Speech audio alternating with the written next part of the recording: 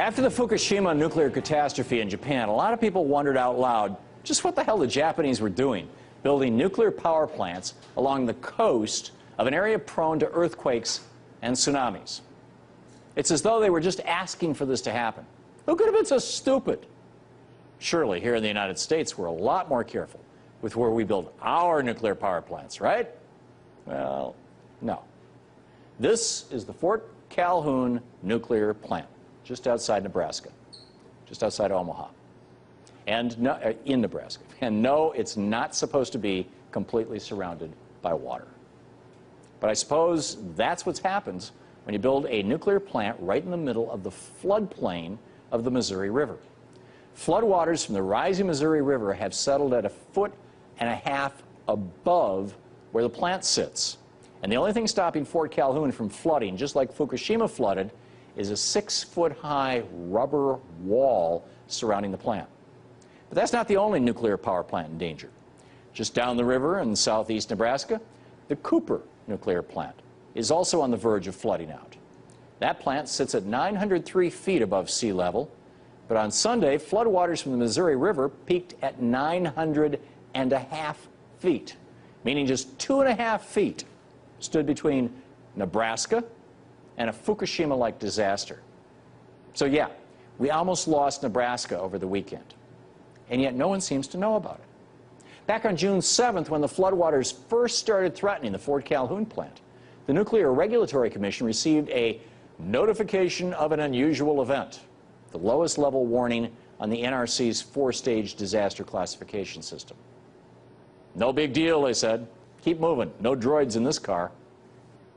But it does seem a little odd that since June 6th, the FAA has been enforcing a no-fly zone above the crippled plant.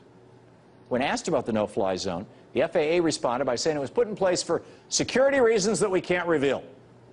Just like the no-fly zone over the BP oil spill, which successfully stopped both news reports and scientific analysis of the water over the spill.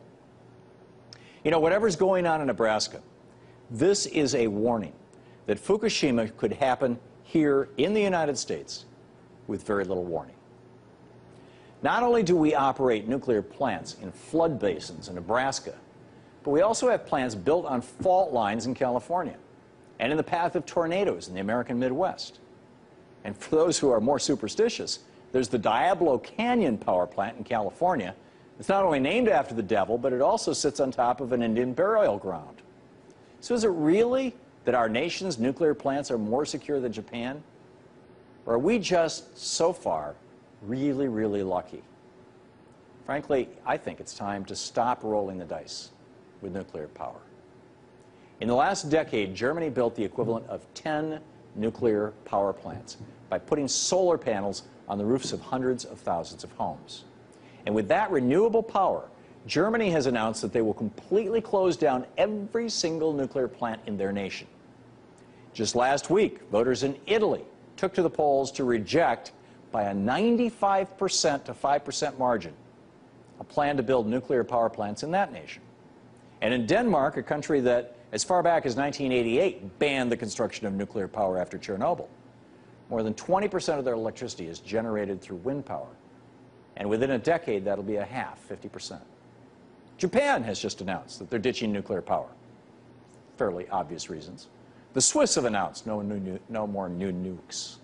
Even China has suspended the construction of all new nuclear power plants there. But here in the United States, we're building rubber walls around our submerged nuclear plants and just praying that the waters don't keep rising. And in an environment that's growing increasingly volatile, with more flooding and more tornadoes thanks to global climate change, that strategy is almost certainly destined for failure. It's time to ditch nuclear power here in the United States. Look at what's going on in Nebraska right this very minute. And let's hope we're not too late.